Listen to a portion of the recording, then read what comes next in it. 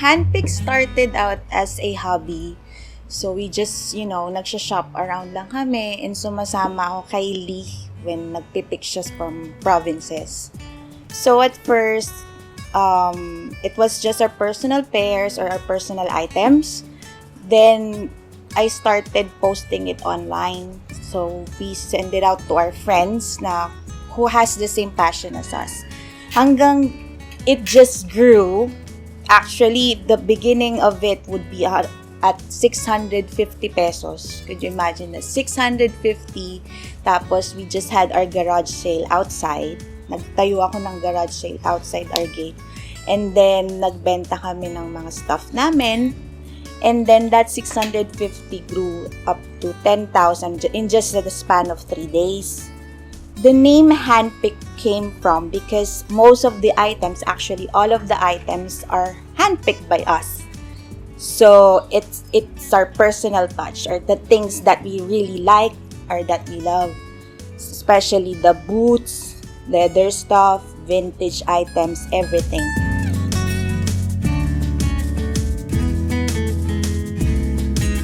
So beforehand, Bzkleta was already in the business. So, nung laging kami na ni Lee, when we were together already, I've decided na ihiwalay na yung non-bicycle related items because he has a lot of items already, like collectibles and vintage stuff. So, I decided na why not, separate those items so that it would not be difficult for him to manage all those stuff.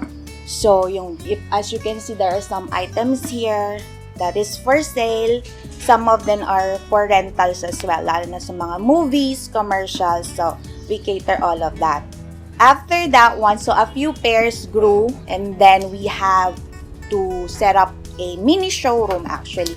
So, it started out at a small room and then after a few months, we had to move to another room kasi ganun nakalaki yung demand ng shoes. 1 year na ngayon, which is January, eto na siya. Ganito na siya kalaki. So, the motorcycle craze came in and we never knew that they would respond so fast.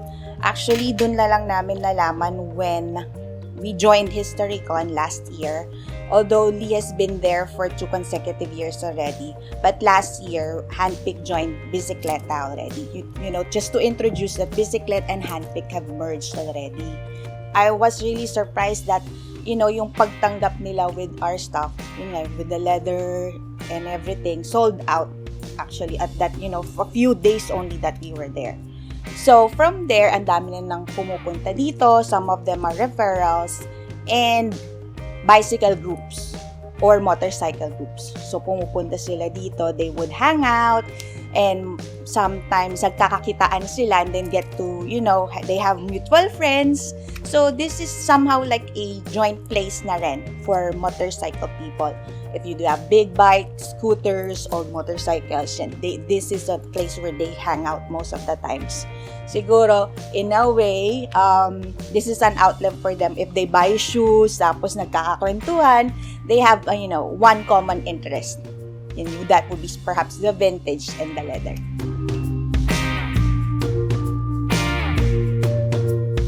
So, most of the brands that we cater would be Red Wing, Dr.Martens, Palladium, Timberland, and some of the boots that I think that would, pasok sa taste nila, like Clarks, or, some particular design that I look up to.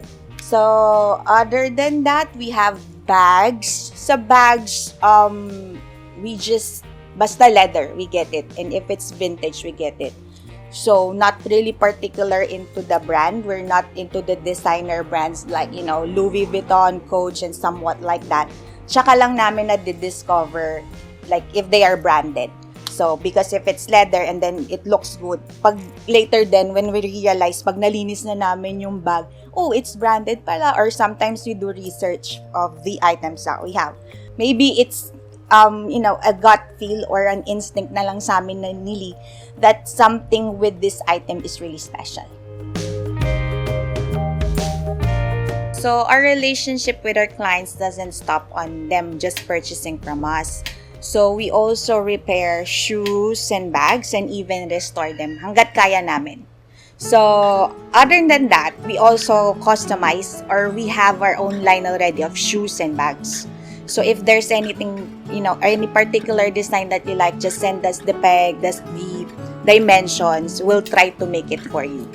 And, or if there are some cases na talagang they are really attached with their shoes na it goes way back like 20 years na with them. So, to preserve it, we find ways na mabigay buhay ulit yung sapatos na yun or the bag that they have. We also do research. Nung nagsisimula pa lang kami, we find ways on how to restore, to clean the leather items. So, lahat yan pinag-aralan namin. From the start, talagang kulang na lang sirain namin yung shoes, lalo na on the Red Wing, sirain namin siya para lang, we would have the anatomy of the shoe. Magkaroon kami ng idea how to resole it kasi yun yung number one service that we have for Red Wing, nagre-resole kami. We would like to maintain a relationship na continuous. Even sa other items namin, pag nasira yan, ibalik mo, ayusin natin for you. Hindi lang siya nagsa-stop na bumili ka, that's it. Gusto namin continuous ang relationship natin with the clients and with us.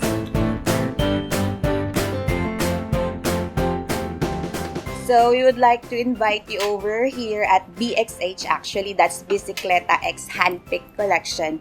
Come and visit us, and if you are into shoes, leather items, vintage, bicycles, motorcycles, cars, whichever that caters into vintage thing, then you are in the right place. You can just drop by, even though it's not necessary to shop, just as long as you have, an idea of how our place looks like. Hope to see you!